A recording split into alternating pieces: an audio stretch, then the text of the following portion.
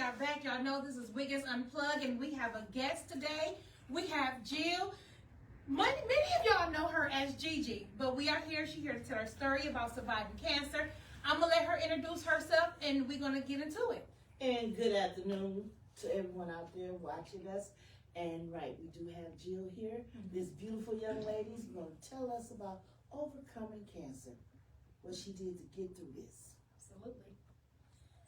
Yes, I'm Jill. Everybody knows me as Gigi. Nice to be here. Thank you guys for inviting me. And we are glad to have you. We are glad that you are here to share your story with us. Because listen, I know it's rough. I was there, but I want you to share your story first. How did it feel when you first received the news that you may have cancer, and then it came back that you do have cancer? When they initially told me, it was one of the scariest moments of my life. When you hear something like that, you don't know if you're going to make it through it to the other side or if it's going to take you out the game. And I didn't know how it was going to end up, so I was terrified. I can only imagine. I can imagine. So, what was going through your mind? What was in your head? Where was your headspace at that moment?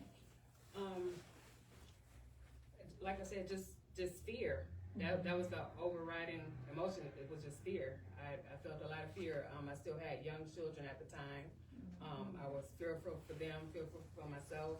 I didn't know who would be able to take over the care of them. They were not really young, but they were still minors, a couple of them anyway. So I was just pretty much worried about who was going to take over the care for them. And at the same time, once I started going through the process, I had to take time off work, so bills and everything was a worry and a concern. So just fear, just worrying how I was gonna make it through everything. Okay. Did you ever sit down and start putting everything in its proper place? Did you start writing out a will, or maybe just instructions, or this is what I want if something was to happen to me? Did you ever feel like you had to do that? Honestly, no, I didn't get to that point. Once they told me, everything moved so fast. It's like I found out one day and they wanted to start my treatments the next day. That's how I felt. It might not have literally been the next day, but everything was just moving so fast. And by the time the treatment started, I was so sick. I really didn't have a lot of time to think about anything besides wishing this away. Just getting over it. Yeah, just getting over it. Yeah. You know, I felt like, honestly, I felt like I wasn't sick until they started fixing me. And I just felt horrible all the time. It was like constant. So, you know, I didn't have a lot of time to think out about a lot else besides that. Now, can I ask a question? When you like you say, you didn't think about nothing else because it was so quick and fast, and you got sicker, made you more sick. You know, because it probably was treatments made you sick, or medications, or just the thought of having cancer. Period. Well, the thought too, but like they immediately started me on. I did chemotherapy, and then I had radiation. Okay. And then I went through a process, what they call brachytherapy, which is the worst of it all. Just to say a little bit, the cancer I had was cervical. Okay. I had cervical cancer. So prior to my diagnosis, I wasn't sick at all. I didn't feel sick. I felt fine. Right. I had a few female issues or whatever, but as far as physically, I felt fine. So I had no idea that any of this was going on. But once they started the chemotherapy and the radiation, I just was sick all the time, you know. So. Now, cervical. Now, that's probably important that we do, as a black woman myself, and all of us black women, we do more, get to the doctors in time, get pap smears done, regular, you know, it's prevented, you know, be able to prevent this from happening, you know, because we get a certain age, you know, they tell, okay, you don't have to have pap smear no more, you know, but then they tell them when they're younger, they don't need that. Right. So I want to know what your advice for the younger women, you know, so this be kind of prevented if they go take care, get physical, and have all this stuff done. Yeah, that would be exactly my advice. To start early, you know, do your preventative maintenance, go get your physicals, have your pap smears, you know, the works, whatever they need to do, whatever they tell you need to have done, it's best to start having to do it. And me personally, I hadn't been.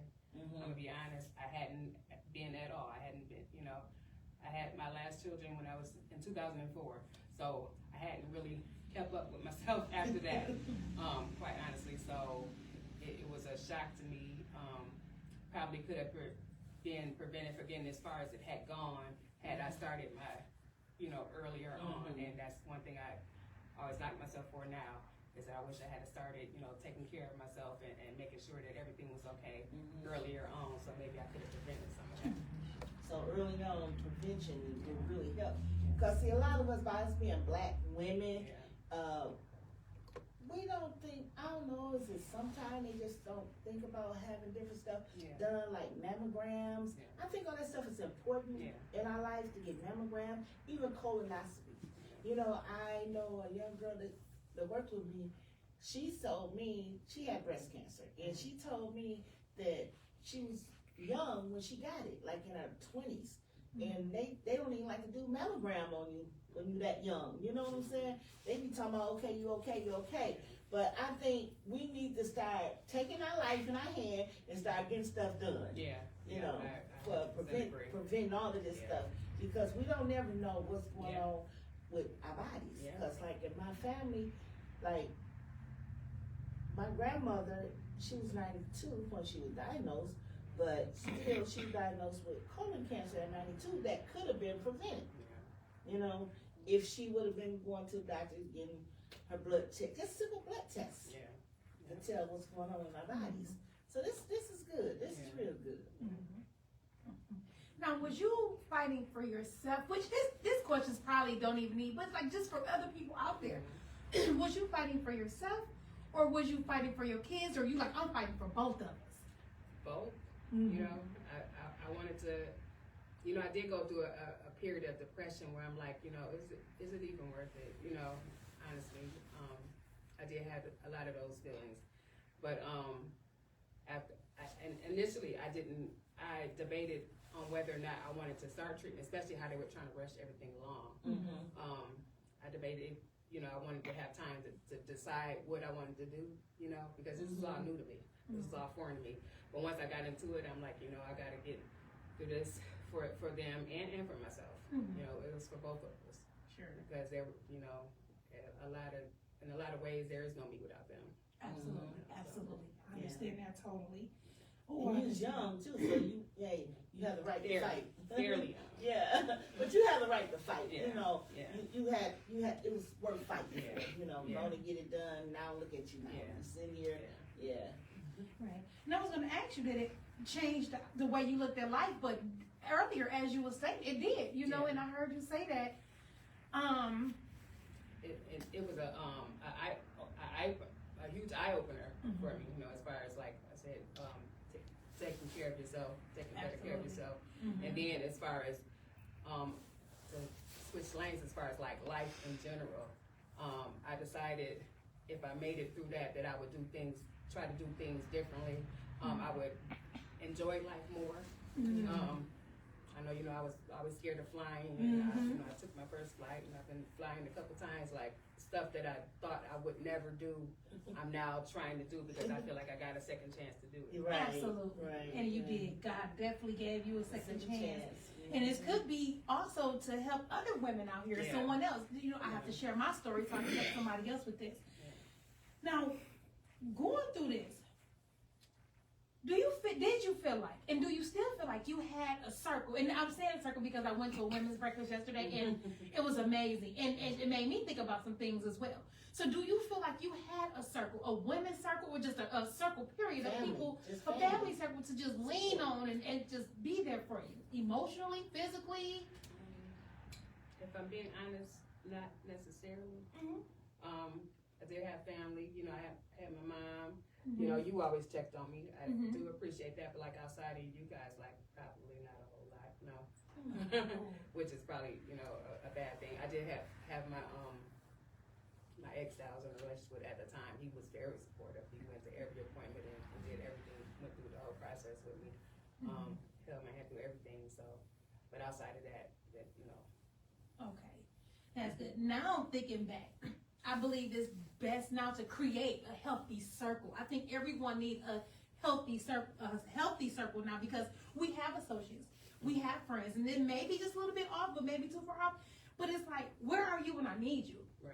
Without the judgment, without the jealousy, without telling me what I need to do and what I don't need to do. Just be there and listen Yeah. and let me tell you about me and just comfort me. Sometimes you just need a hug or somebody just to comfort you. You don't need to. I don't need you to talk to me and I just want to cry on your shoulder. Cook your dinner, come over. You had kids, so somebody come over and cook during a recovery, or just get you out the house and take you out to lunch or dinner or breakfast or something, just to keep your spirits up. Right. You know, that's something what I believe that everybody brought that circle up. You know, we do need that circle. Absolutely. You know, because everybody needs a circle. And I was just thinking about, I have my kids, but I don't have no siblings, no parents or nothing right now. Everybody deceased, but I do have my kids and my husband. And I said, I have to even reach past them, because I had good friends, but one like sisters, but they both deceased, and it's like all my circle is kind of gone. So now it's time to get that other support system back, and that's what you need, a good, strong support system through all of this, because I know that was hard. Yeah. I know it was hard. I know it was really hard to even get the news, when I never forget when they called me and told me my dad had cancer. When they said he had cancer, I felt like he had passed. I mean, it was just like it was a scare because that word. Yeah. And I know that's why when they told you that word, your mind probably was just everywhere. Yeah, it really was. Yeah, that was one of the scariest moments of my life, because I never in a million years saw that coming. I never in a million years thought that would happen to me in particular, when knowing now it could happen to anybody anytime. But I never thought, you're just out here living life. You never really know what's gonna happen, and that goes back to that preventative maintenance and those appointments and making sure you keep up and follow up with your health. So, Now, symptoms. Is there any symptoms that maybe as women that we should be looking for? Do you have any? I did, but I don't. That's okay. Yeah, that's perfectly fine. We're talking about that. Right. You don't have to share too much. It was personal female stuff that I had going on, and I just, That's understandable. We had them female issues that we had to run us to the doctor every now and then. But it's just good to know that one thing we can do, get a pap smear. Right. Yeah, make sure. That's important, ladies. Get a pap smear. If your doctor don't give you one, go to you a gynecologist. They do them all the time. Yeah. So definitely do that. go to a gynecologist and get that done. It's important that we check our bodies out. I will share this with you, though. Sorry to cut you off. And I haven't told too many people anything.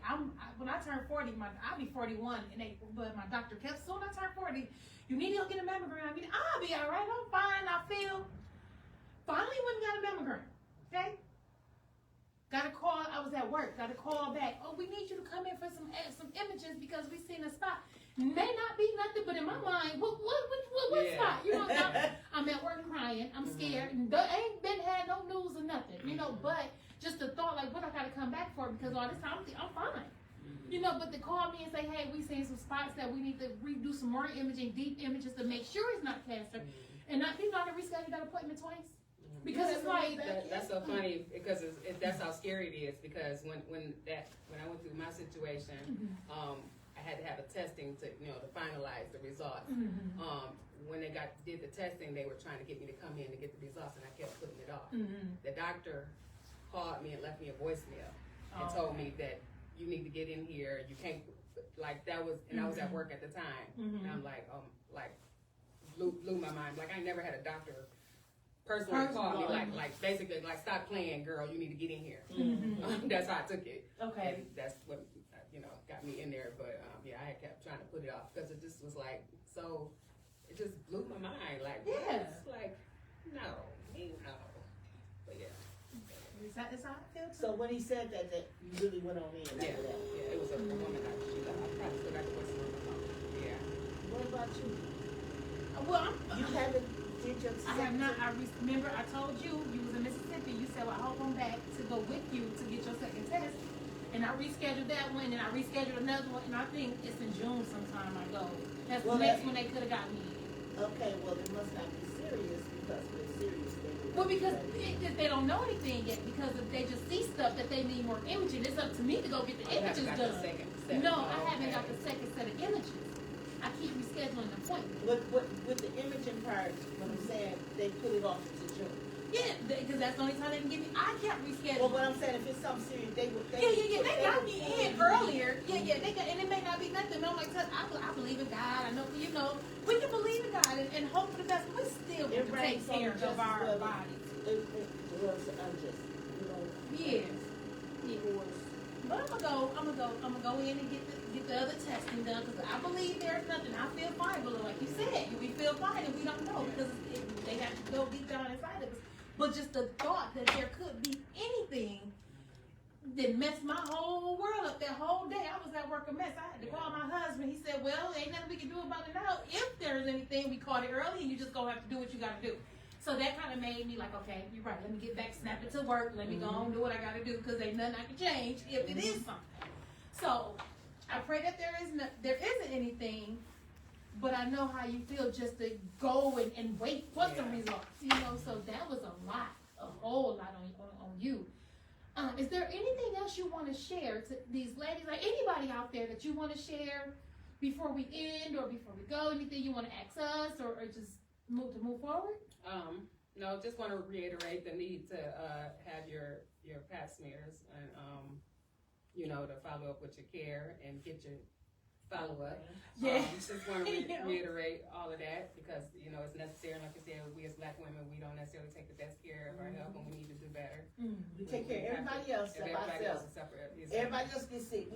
We babying and taking care of everything else, but then when it comes to us, we neglect us. Yeah. So we have to start loving us enough, put us first to go take care of ourselves. To go to that doctor, get that pap smear, get that mammogram done. Yeah. Hey, it ain't all that comfortable, but it's worth it. Right. It's really I'd worth rather it. have the pap smear now than when I had to go through later. Trust me. That brachytherapy, look it up. Okay. Was not comfortable at all. Yeah. So that's a blessing, you overcame. You don't have it anymore because there's a lot of, sometimes with cervical cancer, if you don't, any kind of cancer, if you don't catch it in time, it can spread. So I thank God it was caught in time where it didn't spread, So now you're on the right road, take care of yourself, It's a blessing, that you can sit here today and tell these women, look, go get your pap smear, woman. Right. And you look great. You look good. You look good. And a mammogram, please. I'm faithful with the mammograms, though. Honey, I always thought they hurt. I do one, and I'm way older than all of y'all. I still take mammograms, and I do a pap smear too. And I go to them doctors and do what you gotta do, because I won't. This is the only body I got, and once it breaks down, it breaks down. Yeah. And then, like she said, all the stuff she had to go through to get rid of that made her sicker than what the disease itself. So I don't want to go through too much, sickness and all of that stuff. I watch too many people go through it, and I didn't see Jill. I didn't even know really, but I didn't see you during the time. If I did, I didn't know. You know what I'm saying? No, you probably didn't know because I didn't tell nobody. Yeah, I didn't know. You know what I'm saying? So, but I know you was in the hospital. And Ivy always, when everybody gets sick, she don't tell me what's going on, but she always say, Jill in the hospital, Cindy in the hospital, Mother in the hospital, so I just pray for y'all. That's one thing I know to do. I know She that's don't what tell you me what's gonna wrong. do. So I'm gonna pray. If nothing else, I'm gonna pray. I have a lot of faith. And I did pray for you when you was in the hospital, but I didn't know what was there, was really going on with you, because she had told me when your mother was in the hospital, they was like, I'm like, no, my girl ain't in the hospital now. All day I know, okay, I know who to go to. I'm going Jesus on this one. And I just went in prayer. And when Cindy was sick, I prayed for her. But they don't, like I said, she don't tell me, she said they in the hospital. And that's how I am. If I hear you sick or something, I'm going to pray for you. Y'all don't have to know what's going on, which God know that. I'm just going to pray that you get healed and have a speedy recovery. That's something that we do. That's why we need that circle. Yeah, we do. need that circle so people can help each other through times like this, you know. And like right now, I can't say I have somebody close around me, like besides my kids. But I thank God for them, you know. But I always said, when I get old, y'all don't have to worry about me. I'm going into me a facility. Girl, we ain't talking about none of that. You ain't going to nobody's facility. I always tell them that when I'm done. However, can I say this? Because I was around. I was around during the whole time, just about, you know what I'm saying, whether it was a call or a pop-up, whatever the case may have been. I still seen you worry about everybody else. Even though you was hurting, even though you going through your chemo, you're going emotional, your emotions everywhere, you were still worried about everybody else. Yeah. And that too can take a toll on your body. Yeah. Like, come on now. Stress. Yeah. I'm worried about you.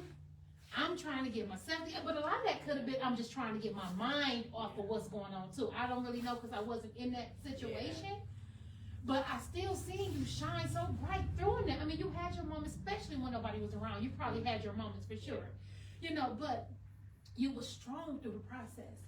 And you came out on top strong. You still strong.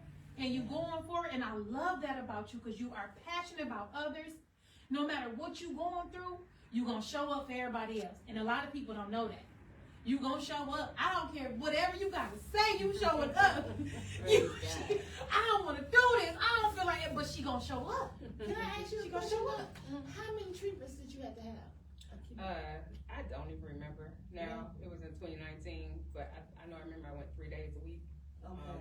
So, but I can't remember how many weeks it was. So Then once you got done with chemo, you went into radiation. Or did you go radiation it was first? simultaneously. Like Okay. I would do the radiation, and then do the chemo sometimes on the same day. And then after I was through with all that process is when they did the brachytherapy, which was something Now, totally different thing. I don't know nothing about the brachytherapy. It was the gist of it is that I had to have surgery. They had to implant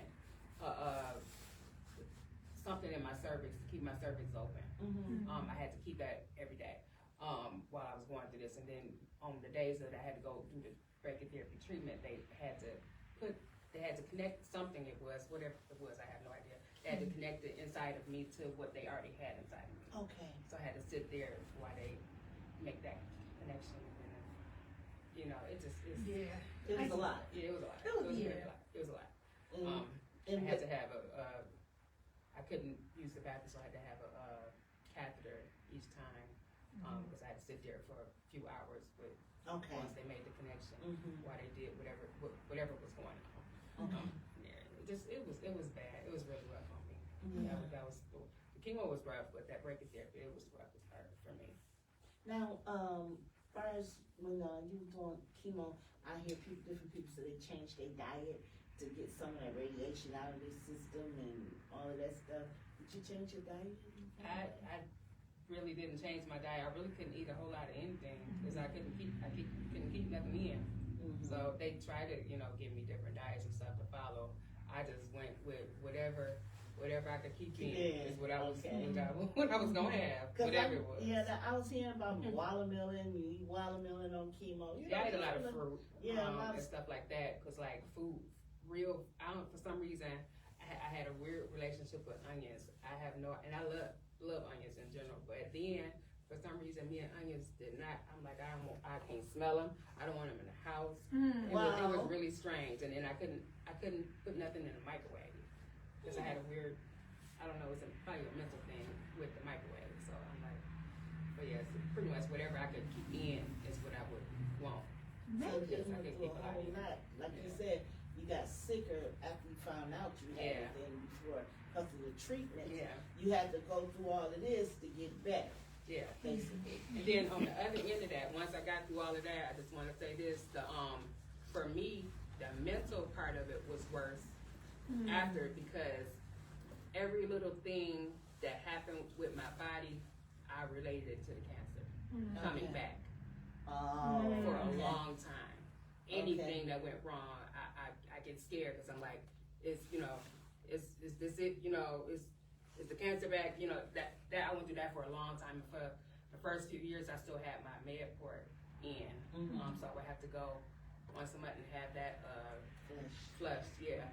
And every time I went in that building, I broke down pretty much every time I had to go back in that building.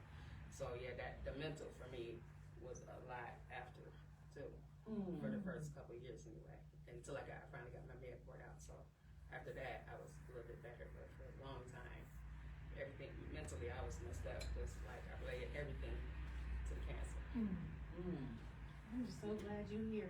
Well, I just thank God that you had a chance to let the people out here know that, hey, we gotta take care of our bodies. We gotta get tests done that we might be uncomfortable with. You know, I don't know what woman is comfortable with a mammogram. I don't know. I can't stand it, but I get them done.